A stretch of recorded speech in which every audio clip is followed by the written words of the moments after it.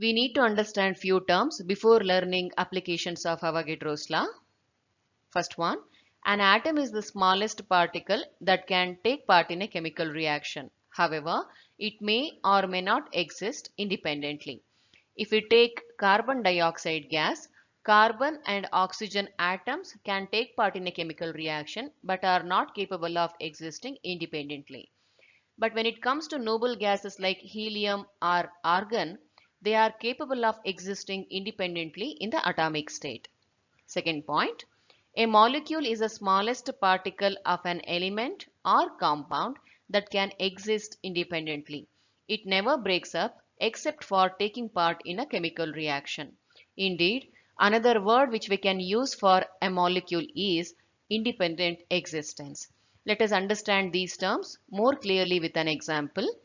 One molecule of nitrogen reacting with three molecules of hydrogen giving two molecules of ammonia.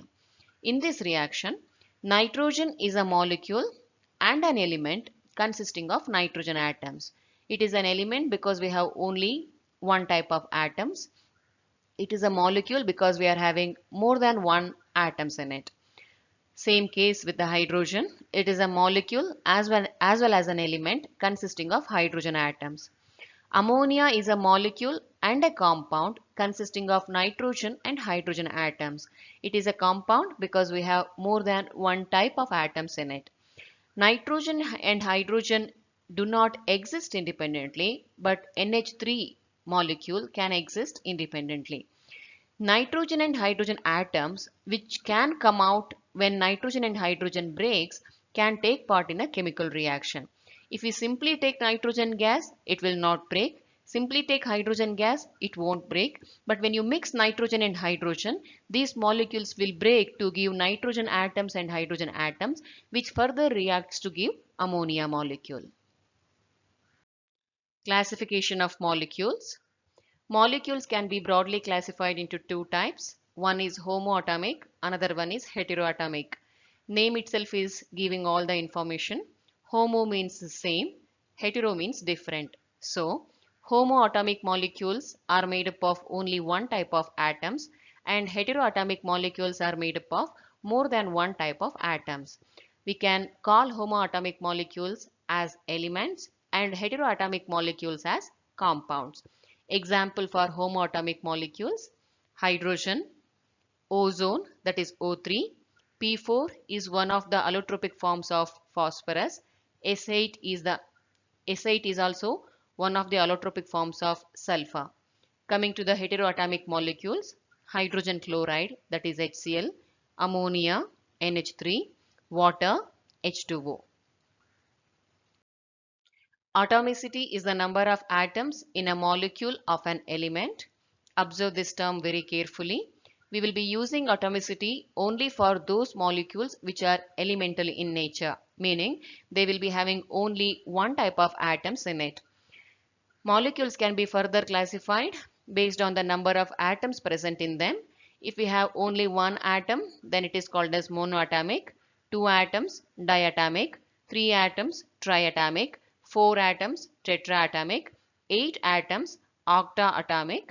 Examples under these category: for monoatomic, helium, neon, argon, or you can consider any other noble gases. Diatomic, hydrogen, chlorine, oxygen, nitrogen, etc. For triatomic, ozone is the best example. Tetraatomic, P4, this is one of the allotropic forms of phosphorus. Octaatomic, S8, this is also one of the allotropic forms of sulfur. First application, Avogadro's law explains Gay-Lussac's law. Gay-Lussac's law statement is ratio between the volumes of gaseous reactants and gaseous products can be expressed in simple whole numbers. Avogadro's law statement is under similar conditions of temperature and pressure, equal volumes of all gases contain same number of molecules. If we consider the reaction nitrogen plus hydrogen giving rise to ammonia, according to Gay-Lussac's law, one volume of nitrogen reacting with 3 volumes of hydrogen, giving 2 volumes of ammonia. So reactant and product volume ratio is 1:3:2. Let us see the same reaction by using Avogadro's law. According to Avogadro's law, equal volume of all gases contain same number of molecules. Let us imagine one volume of nitrogen gas consists of n molecules in it. So, 3 volumes of hydrogen is supposed to contain 3n molecules of hydrogen in it. In the same manner, 2 volumes of ammonia should be consisting of 2n molecules of ammonia in it. If I take the ratio of number of nitrogen molecules, number of hydrogen molecules and number of ammonia molecules, that will be n:3n:2n. If I simplify this, I will get the same ratio 1:3:2 as explained by Gay-Lussac's law. In this manner, two laws are complementing each other. Second application, Avogadro's law predicts atomicity of gases. Let us consider the reaction nitrogen plus oxygen giving nitric oxide. Balanced equation is 1 molecule of nitrogen reacting with 1 molecule of oxygen giving 2 molecules of nitric oxide. If we apply the Gay-Lussac's law, then 1 volume of nitrogen reacts with 1 volume of oxygen giving 2 volumes of nitric oxide. Ratio between the volumes of gaseous reactants and gaseous products is 1:1:2. Same equation when it is stated by using Avogadro's law. If I imagine like 1 volume of nitrogen is nothing but n molecules of nitrogen, then n molecules of nitrogen reacting with n molecules of oxygen giving 2n molecules of nitric oxide. Ratio between the number of reacting molecules and product molecules is n:2n:2n. If I simplify this, I will get 1:1:2. Instead of taking n molecules, let us take the simplified version. According to Avogadro's law, 1 molecule of nitrogen reacting with 1 molecule of oxygen giving 2 molecules of nitric oxide. Let us rewrite the reaction to get 1 molecule of nitric oxide. Now the reaction takes the form half a molecule of nitrogen reacting with half a molecule of oxygen giving 1 molecule of nitric oxide. We know that in 1 molecule of nitric oxide we have 1 nitrogen atom and 1 oxygen atom. So half a molecule of nitrogen must be consisting of 1 nitrogen atom, meaning 1 molecule of nitrogen must be consisting of 2 nitrogen atoms. In the same manner, half a molecule of oxygen must be consisting of 1 oxygen atoms. So 1 molecule of oxygen must be consisting of 2 oxygen atoms in it.